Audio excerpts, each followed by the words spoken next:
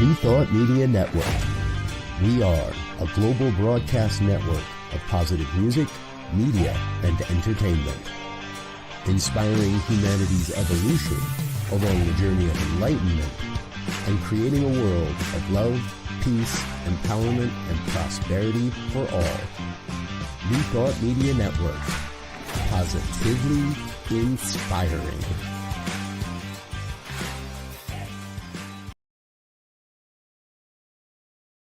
Welcome to Girls Behaving Metaphysically. Your hosts are two girls who believe that life is awesome, that laughter heals, and that it's possible to find deep spiritual insights in everyday experience.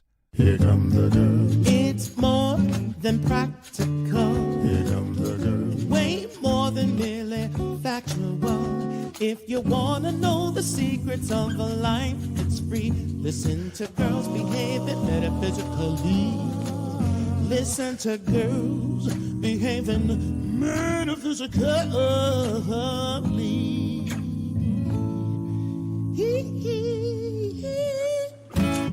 Hello, hello, hello. Welcome to Girls Behaving Metaphysically. I'm Dr. Natasha Wilson here over in Australia, and you may hear my lovely children getting ready because it is like 8 a.m. here on a school day. And on the other side of the screen is my beautiful, lovely colleague, Robyn Rice. And again, we are Girls Behaving Metaphysically, where we look at the spirit and the everyday experience of life. And whatever you do right now, don't forget to like us. Don't forget to comment, all the little things that must be done to sort of push the algorithm. So how you going, Robyn? I'm good. I am over on the other side of the world where it is very warm, very, very warm and sunny and oof. It's the kind of weather you just want to lay down and take a nap because it's too hot to move. Yeah, I've heard all about the heat wave that is happening. I talked to my friends and colleagues and some clients, mostly in Maine, and yes, they have told me how it's sort of gone straight from like winter to summer. It did. No real in between. No, it's really kind of crazy. And as you probably heard, there's also thunderstorms. So I actually like that because like in the middle of it all, it's like dark and cloudy and rains, but it's not like a tropical rain. It's still that dry rain, but it still cools it off and creates a breeze and all that good stuff. And at the end of the day, if that's all I have to complain about, I'm doing good. So no, I hear you. A little weather never hurt anybody. Mm-hmm. Well, I guess that's debatable. Yes, that's not true, but yeah. A little sunshine, a little heat, a little cold. Yeah. Well, it's cold over here, cold by our standards. So I'm over here with the heat on in Queensland. So there you go. Okay. Yeah. All right. So how's your week been? Yeah, my week, how it's been interesting. As you know, and I may have spoken about, I'm going through menopause, and I did not realize all the ways it impacts your life, my life. And so one of the ways that I just recently learned what was happening with me was connected to menopause was because I was been having this like heightened anxiety. And I was like, is it because of the state of the world, which is legitimate, right? What's this heightened anxiety? Turns out I need estrogen. So I didn't realize how much, because again, it's this phase of life that very few people talk about. And yet every human female must pass through this phase. And yeah, so it's just interesting. So I've just needed some estrogen. Well, that's great though that you found that out. Yeah, it is. Because I was like, what is this anxiety? Like, you know, like I was doing all my things. I was doing all the meditating, and I was doing all the things, you know, the praying, the medicine, doing all the things, the counting, the breathing, everything. And it was like, it just, well, none was working. And then it was like, drink some soy milk, girl. So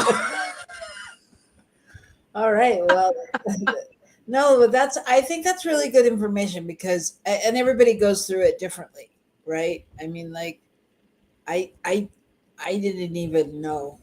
I mean, I knew it was going to come at some point, but I felt nothing.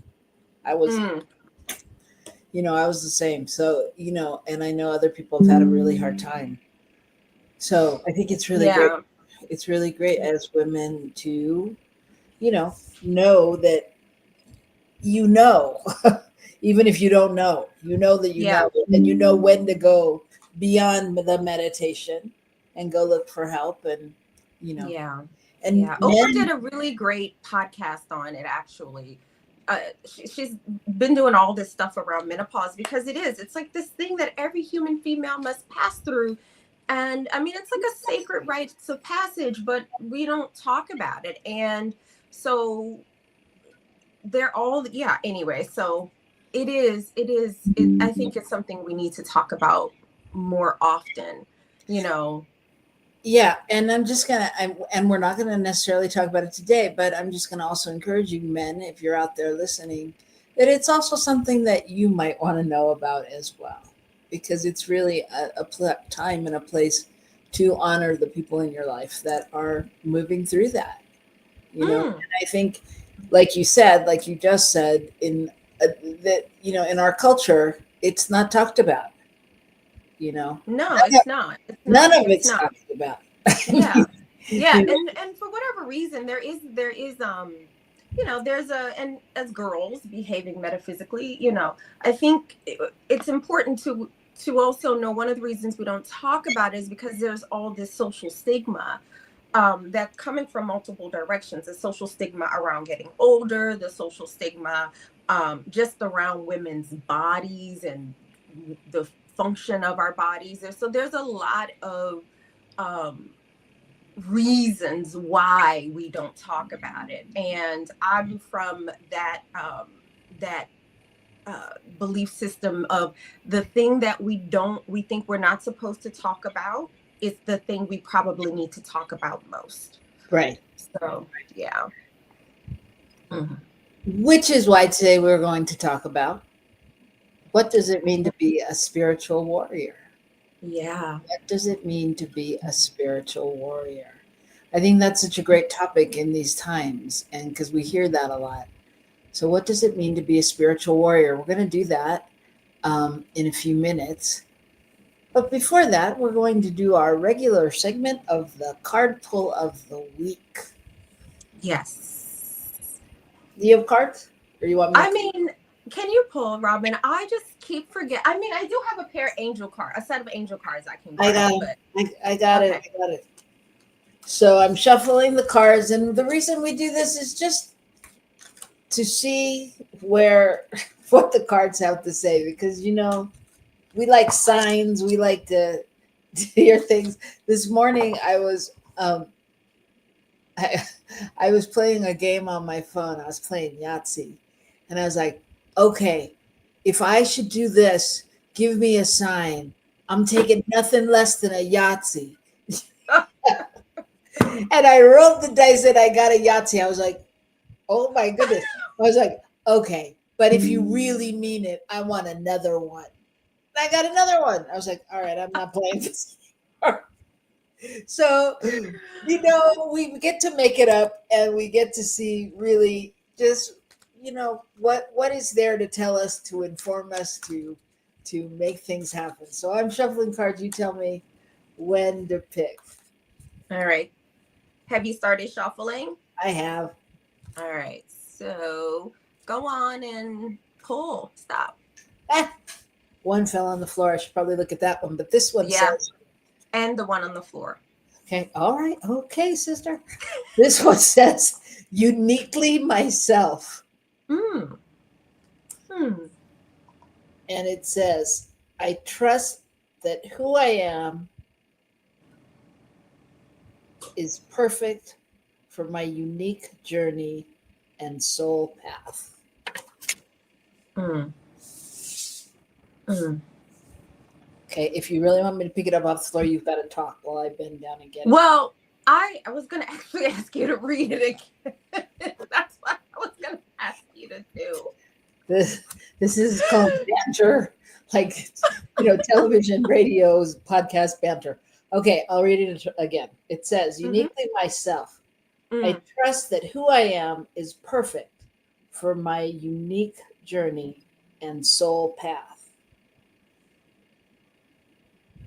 Is perfect for what? Because you, I don't know. I've said this before, and I don't know if it's the platform, but you cut out. I've sort of like normalized it, but sometimes you cut out, and I really miss something. Other times I can pick it up, but I missed it this time. So I trust that who I am is perfect. I'm going to read it again because clearly that means someone out there needs to hear it again as well. Probably me. Uniquely myself. I trust that who I am is perfect for my unique journey and soul path.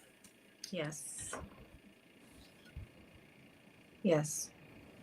All right. And I just wanted to write it down. Okay. Yeah. All right. The one that fell on the floor is feminine law of attraction. Read that. All right. This one says, I love the creative adventure that is my life. Wait, there's more. I celebrate myself as a female creator. I celebrate myself as a female creator.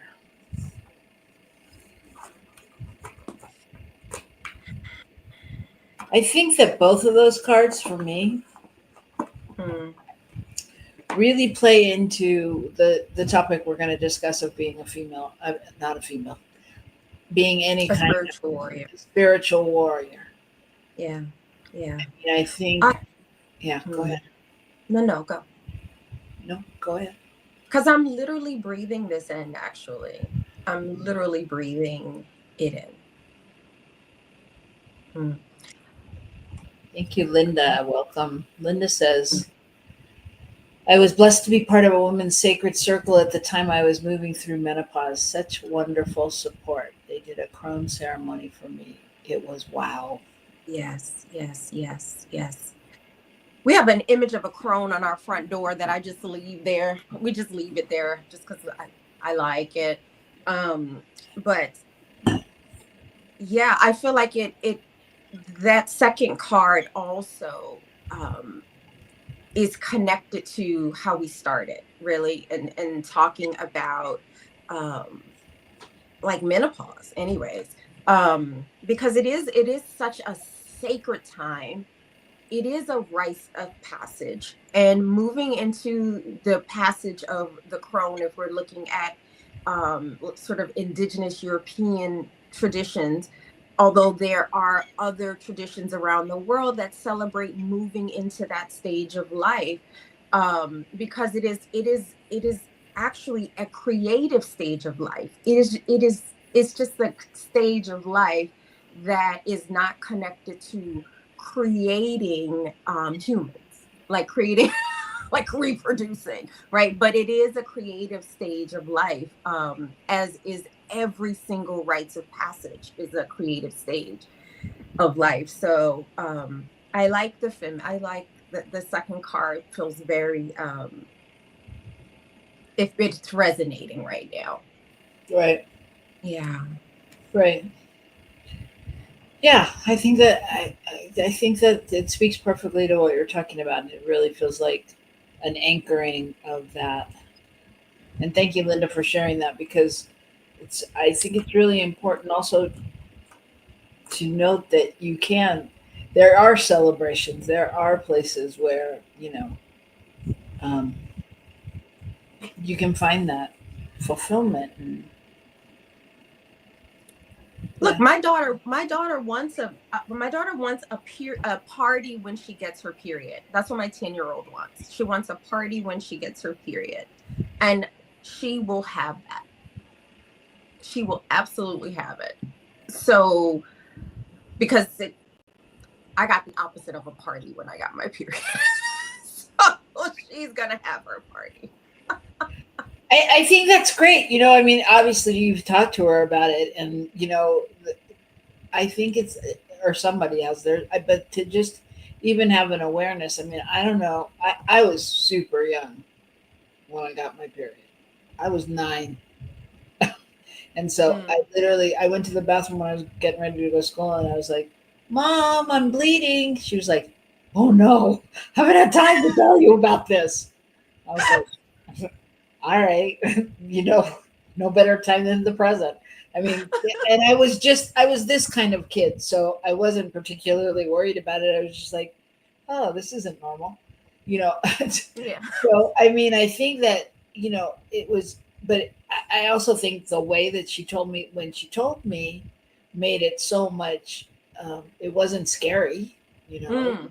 That's good. Yeah. Yeah. So I think you know, just normalizing it, and again, honoring what it means. Absolutely. Absolutely. I remember when I got mine, I do remember, I remember telling my mom, and she started crying, and then I started crying.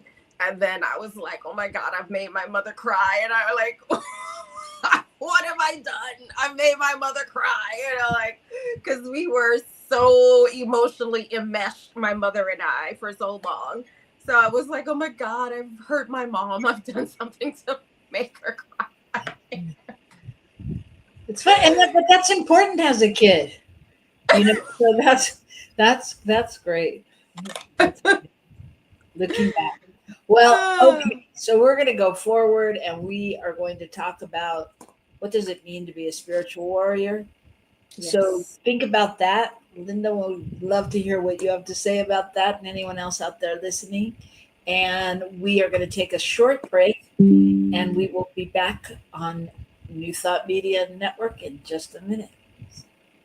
Please help us say thank you to our organizational sponsors, including the Hefferland Foundation, Affiliated New Thought Network, International New Thought Alliance, Science of Mind Archives and Library Foundation, Center for Spiritual Living Denver, Center for Spiritual Living Midtown, New Thought Philadelphia, Planned Happiness Institute, Summit Center for Spiritual Living, One Heart Retreats, Center for Spiritual Living on the Lake, Unity Kitchener, Unity Spiritual Center Ottawa, Om Center for Spiritual Living, Satya Center, Begin Within Ministries, Center for Spiritual Living North Jersey, Unity of Savannah, and the Center for Spiritual Living Seattle, as well as all of our individual donors. Thank you for being part of the New Thought Media Network. Please like, share, and subscribe. New Thought Media Network, positively inspiring.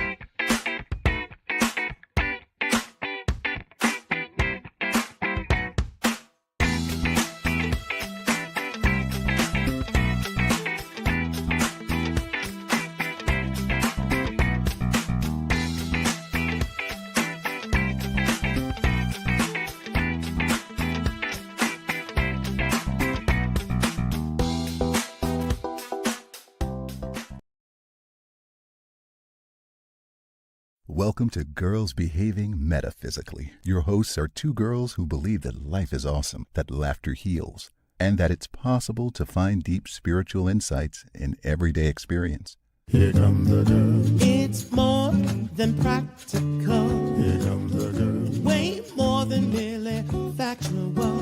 If you want to know the secrets of a life that's free, listen to Girls Behaving Metaphysically.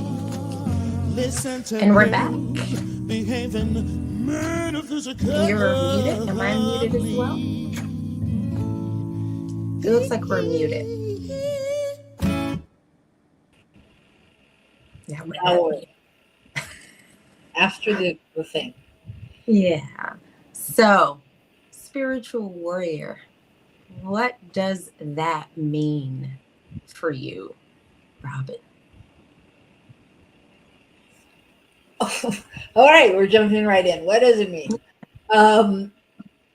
So if you're just joining us, I just want you to know that our topic for today is what is a spiritual warrior? And you are joining Girls Behaving Metaphysically I am coming to you from New Mexico, Albuquerque, and Dr. Natasha is over in Queensland, Australia. What does it mean to be a spiritual warrior? I think that for me, it means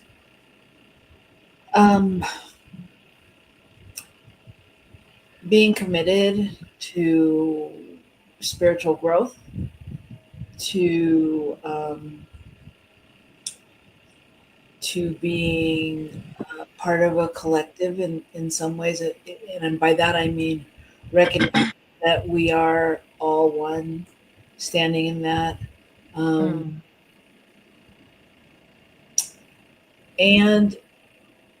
living from that knowingness.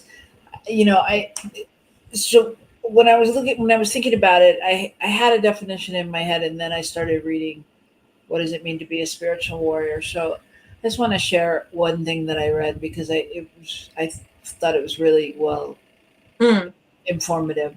And so the answer to that question from this person's perspective was that in the Buddhist tradition, a spiritual warrior is someone who longs to attain complete spiritual realization so they can help others do the same, and in so doing, bring an end to all their suffering and indeed to all the suffering in the world. And I think for me, being a practitioner and just committed to my practice is, I wouldn't define it exactly like that, but it is being able to hold the world in a space that is a space of love, a space of health, a space of healing, a space of, positive outcome. Yes, it would be lovely for the world to have no suffering and no pain and all of those things. I think it takes a lot of love and compassion to be a spiritual warrior.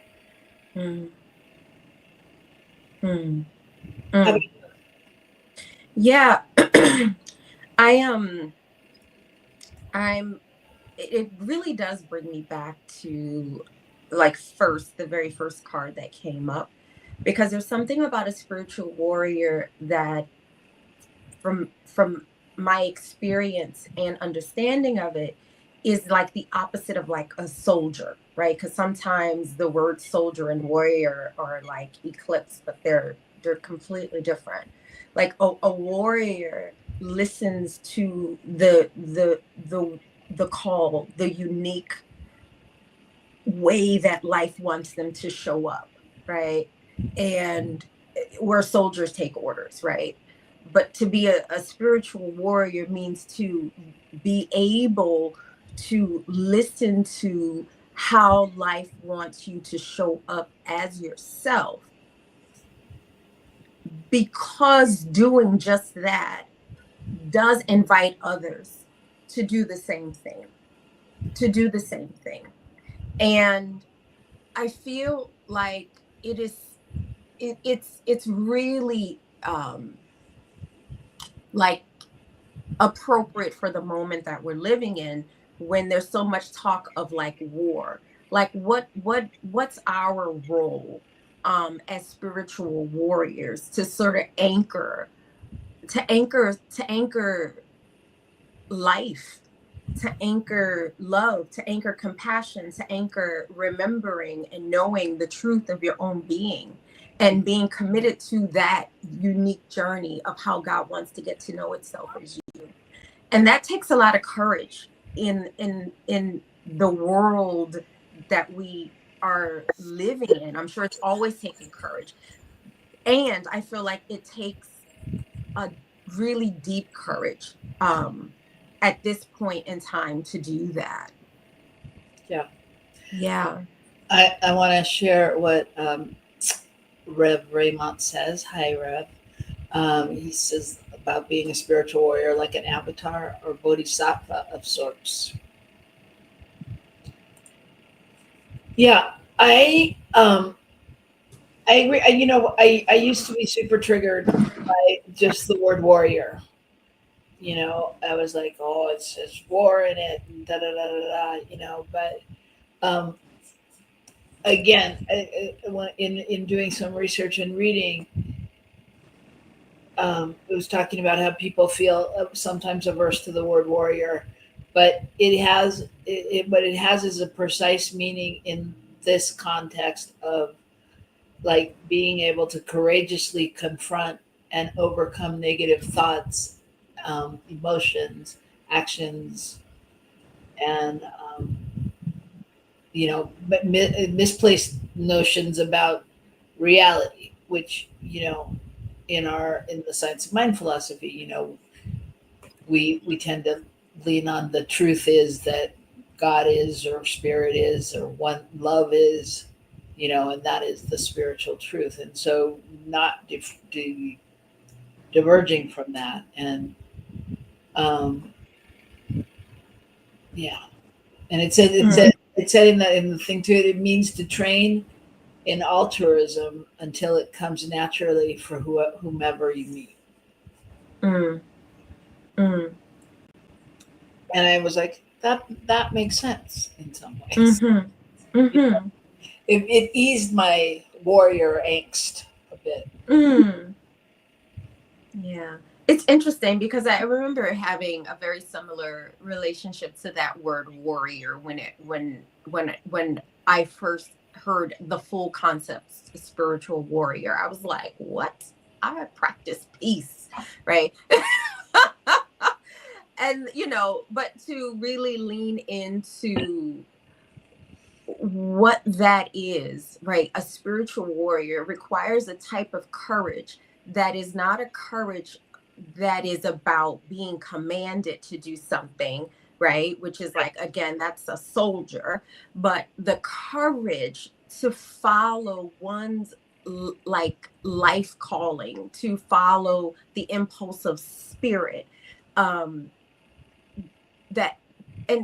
that takes, I don't know what to say other than it really takes so much courage to really walk one's own path, to know that you are perfect and unique for the journey that is your soul's path. And if we hold again to that notion that we are all these unique manifestations of source getting to know itself as us. Yeah. Like what we could do as spiritual warriors if we were to commit to the courage that it takes to walk that unique path. I mean, the world would really look different, and it can look different. Yeah. And I think it does look different at different times. What a spiritual warrior, one of the things that came up for me when I was thinking about it was, being good trouble in some ways, You cut off again. I missed you again. Being good trouble, standing in that place of commitment to meeting our own habits or patterns or confrontations or demons, whatever it is, being committed to doing the work as if we're doing battle with them doesn't mean we're hostile or violent, but it's like when people start to do the spiritual practices or take classes or start to move to a different place, we come into contact with some of the things that might not have been pretty in our life, and instead of railing against them, I think it's being gentle with ourselves and moving into a place where we can really dedicate ourselves to surrendering, to meeting the call when needed, to address our own faults, or remember our good, our inherent goodness and our love and our compassion and all of that. I mean, yeah, that's no joke. No, it's not. It's not. It's really not. And I'm just thinking about it because there's so many ways to talk about what you just said. And I'm just thinking about one of the ways that I tend to work with that with my clients. I think sometimes there is there's a comment. Do you want to read that? No, finish your thought. Okay. That okay. That sometimes or often when clients come and they are really being plagued by what I guess we would call like the shadow parts of themselves, when the work that I do with them then turns to, no, we're not here to get rid of your shadow. We're not here to annihilate your shadow. We're here to bring it into the fold of like love, right? And for the purpose of like and like in terms of psychological terms, for the purpose of integration, and from a spiritual perspective, for the purpose of transmutation, right? And that takes courage, because so much, and again, courage, what's courage? Courage comes from the root, the word corre, which means heart, right? It takes so much heart to look at the way woundedness has showed up in our lives through behaviors or personality, and to bring it into the fold of love as a practice. That's warrior stuff, right? That's warrior stuff. Well, and that, yeah. I mean, I think it's I think where you started with a warrior is courage, and that is definitely leading with love, and I think that's important. So Linda says, to me, the term warrior is archetypal. It's linked to invincibility and loyalty, one who liberates and protects. Yeah. And for me, again, I think about even that part, like one who liberates and protects. I think we often think of that as a sort of external focus, right? To liberate others, to protect others. There's something about the path of the spiritual warrior that is about simultaneously liberating and protecting the self.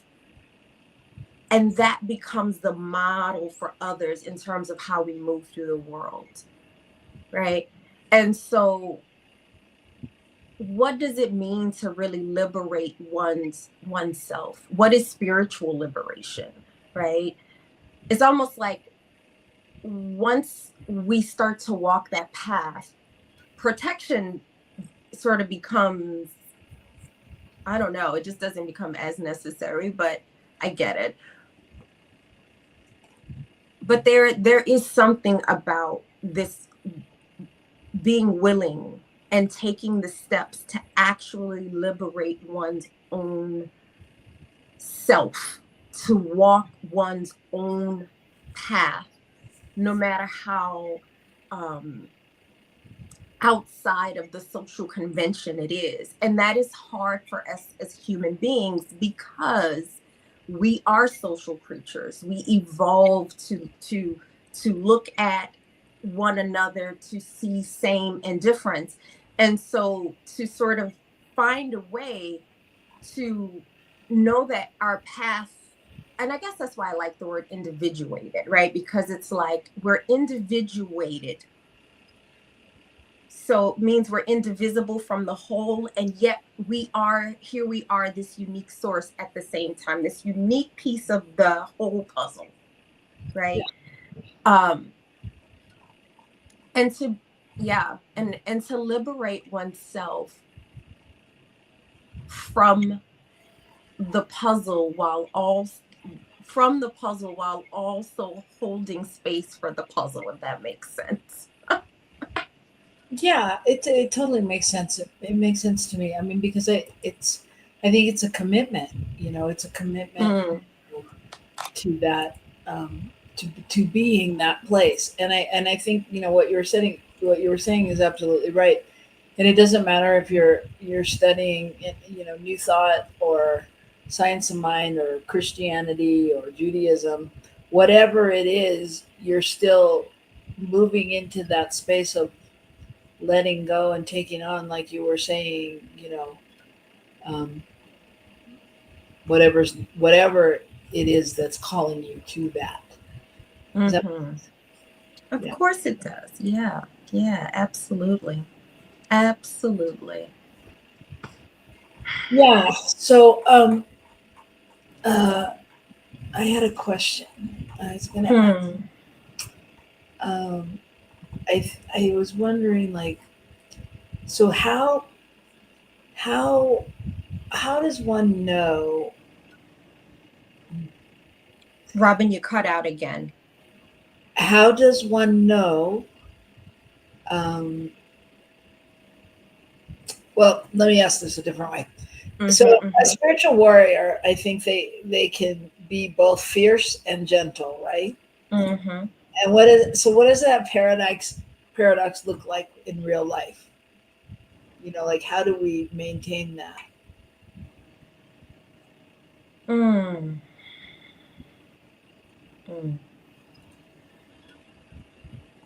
Because I think go ahead. I was just going to say, I think sometimes we get caught in fighting for what we think is right, or going to the more aggressive. Yeah, fierce and gentle. Yeah, fierce and gentle. It's interesting because I think I told you a couple weeks ago that I had sort of recommitted myself to like really moving slowly after having my experience with the blades of grass. And I guess, so when I hear that, like, what does it mean simultaneously to be like fierce and gentle? So part of it, like for me, so even like when I put my hand on my heart, I know like it's a sacred pose when we put our hand on our heart, when we put our hand in the center of our chest, I should say. And we're learning, the more and more we learn about neurobiology, we understand that this begins the process of releasing the vagus nerve, which allows the nervous system to sort of know that it is safe and for the muscles to begin to soften. And when the muscles in the body soften, that means that the nerve endings are now not against a tense muscle, but the nerve endings are against the softer muscle. And so the message that the nerve endings get is that, okay, we're safe now. And then we are able to connect to higher order thinking, because when we're tense or the muscles are tense or we're stressed or whatever, then we have access to a very limited portion of our brain, mostly the amygdala. But when we come into higher order thinking, then we are able to be with and hear, even in the most chaotic surroundings, the still small voice. And so for me, that question about how are we at once fierce and gentle, to me, this is how. So for me, I don't care where I am these days. When I need to pause and put my hand on my heart to start the process of coming back into higher order thinking, that is me being gentle with myself while also being fierce with the practice that the grass showed me a couple weeks ago, right? So it's a fierce practice that is also gentle at the same time, if that makes sense. So for me, that is a question about how to live life.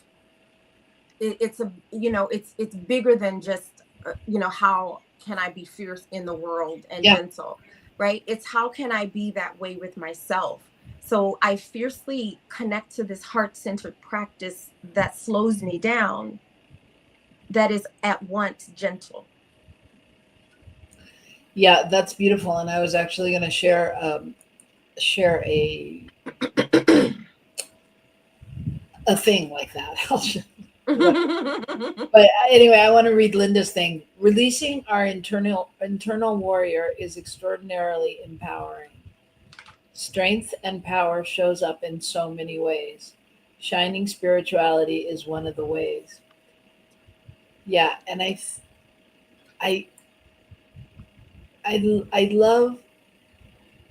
love that she says releasing our internal warrior, because I think that it is really something that is there all the time, and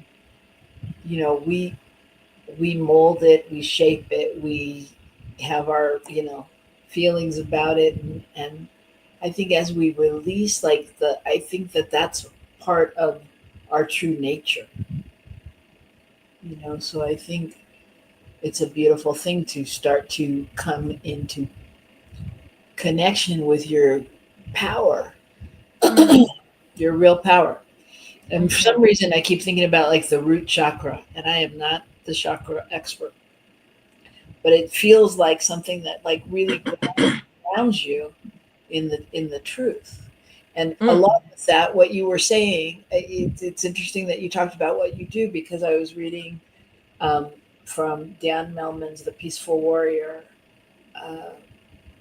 one of his teachings. What he suggests to kind of connect with this is to stand, tall in mountain pose, feet grounded, spine tall. Place one hand on your heart and one hand on your belly, and inhale deeply and say silently, I honor the fire within. Exhale slowly and say, I choose peace in my power. Yeah. And repeat that, 3 to 5 times, and then close with, may my strength serve love. And I think at the end of the day, that's, for me, that's my prayer. May my strength serve love. May I serve love. Be that place. Yeah. Love. What's so powerful for me, was so powerful, right? As both a psychotherapist who's delving more and more into somatic work, which just means like understanding the body as psychology, right? The body as this space where psychology is expressed, and learning so much about neurobiology and learning about the vagus nervous system, and this stance, that very stance, we now know, right? We now know that the heart itself has 3 times more neuroganglia than the brain. So what that means, and then after that is the gut, then the brain in terms of neuroganglia. And we know neuroganglia it's just those little phalanges that help that get where we get the messages about the world. So what we know about the heart and the gut is that they are organs of perception, and that this is an ancient stance. This heart, usually your non-dominant hand in the center of your chest and the other one on your belly. It's an ancient pose that we now understand how it starts the process of settling the whole nervous system with the addition of the breath work, by taking a breath in through the nose, releasing it through the mouth gently, slowly, and for longer than the in breath.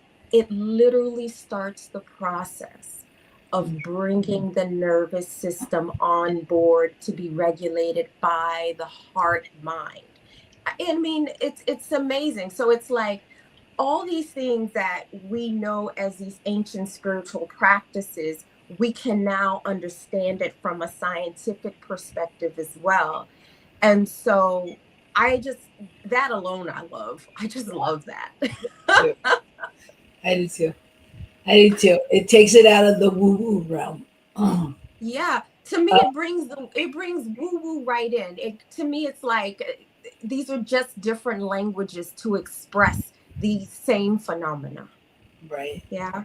Yeah. So in our last few minutes, I just want to wonder if you could give us a quick example of a time when you felt like you were a spiritual warrior. Oh boy. And if you want to think about it, I'll tell you mine, because when I was thinking about this question, the first thing that came up to me, and this is going to be, I mean, whatever. Okay. Stop editorializing, Robyn. Okay. The thing that came up for me was when I was teaching drama to high school kids or middle school kids. And I had this one kid in the class. I had two kids in the class one was very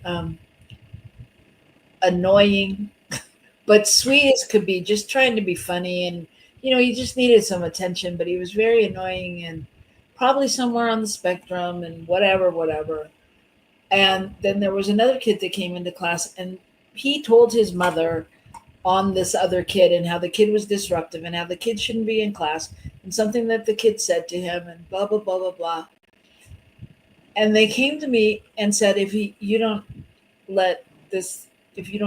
get this kid out of class, so-and-so's not coming back. And I was like, oh, I'm so sorry to hear that, because this kid is, because I could tell he was creative. He was all the things. He just needed an outlet, and that, you know what I mean? And like, I really stood up for him. And it was almost an out-of-body experience, because I'm not the type to really, or I wasn't the type to stand up to authority like that. And a parent felt like authority to me. But I really was. And afterwards, I mean, I still talk to this kid today, and it's been 20 years. And, he was like, he thanked me, like, when he was in high school, he's like, thank you so much for what you did. It changed my life. But I listened, and I knew that wasn't the answer, nor can anybody give me an ultimatum like that when they haven't been in the situation, So he felt like really just standing in the place of love. It still it gives me chills to talk about it. Yeah. It's beautiful. It's beautiful. How about you? Yeah, I don't know. I was listening, so I wasn't really thinking I wasn't thinking about my own experience. I was fully taking in the experience you just shared. I don't know. I guess maybe it was at the one of the stakeholder meetings for my daughter, who is on the spectrum, and I'm just recalling like the very first stakeholder meeting. I guess because in a stakeholder meeting at the school, it's usually made up of like the teacher, the inclusion support staff, the principal, the guidance counselor, the parent, so it's kind of made up of all the educational stakeholders, right? Everyone was a stake in this child's education. And I guess they had just been so used to having to go to battle with parents, right? Like, and I get it, like what parent wants to hear like that their child is a problem, or that, their child isn't wanted at school or something like that. I mean, and I remember like going into that meeting, and just in my heart's eye was my child's beautiful face, and knowing how bright and expressive and quirky and different she is, and how sensitive she is to sound and light and smells. She's a beautiful soul. And I remember, I went in, and then they were sort of just going on and on and on how Macy runs out of the classroom, and Macy, when she gets angry, she rips up paper. Ooh, a terrorist there, she's ripping up paper. Anyways, I remember putting my hand on my heart and just saying, I'm really so sad that you all have not had an opportunity to really experience the beauty that Macy is. And then in that moment, they were like, oh, but we have. We have. And then the stories that started to go around the table were all these really beautiful stories about Macy, right? One story was about how she came to the guidance counselor's office and started hooting like an owl. And they started playing this game through the window, like where she was hooting like an owl, and it was like all these beautiful stories. And I was like, can we start from this place for her? Yeah. Yeah, you took a stand for love. Yeah. And help them remember they do see all that beauty in her as well. Yeah, we have to find a way to make the environment one that is less stimulating for her in certain ways, right? But we're not going to approach her as a problem. We're going to approach her from a place of the loveliness that she is. But what you did, even though, yes, your intention was on Macy, what you did when you took a stand for love, you called them back to love. And hopefully that will occur in other meetings, because they won't start from the same place. Yeah. So, I mean, I think that's where we make a difference in what we're doing on the planet. And so we're coming to a close, and clearly this is a great topic, because I think we're all spiritual warriors of some sort, and so I just encourage you to sit with that. What does it mean to you? What does it mean for your week? What does it mean? How do you embrace the uniquely yourself? Yeah. And the feminine law of attraction. Yeah. And how does that come into play this week? Yeah. And you want to say something? Yeah, I just wanted to ask people to sort of notice in your life the places where you can take a stand with love and for love, even when the conventions, when I say the convention, I mean like what is happening in the world, in the zeitgeist, like is seeming the opposite of love. We know love has no real opposite. So how can we consciously take a stand for love throughout this week? And I want to just thank Linda and Raymond. Thank you, Raymond, for being here. You can find Raymond on New Thought Media Network as well, and along with our producer Michael Mangus on Friday evening fireside chat. And I want to leave you with this little poem that says, "With feet on earth and heart in sky, I walk the edge where truth and stillness lie. I draw no sword, but breathe with grace a quiet force in time and space. My courage soft, my vision clear. I choose love over fear. Ashe. Amen, everybody. See you next week. Thanks for being here. We love you. Bye.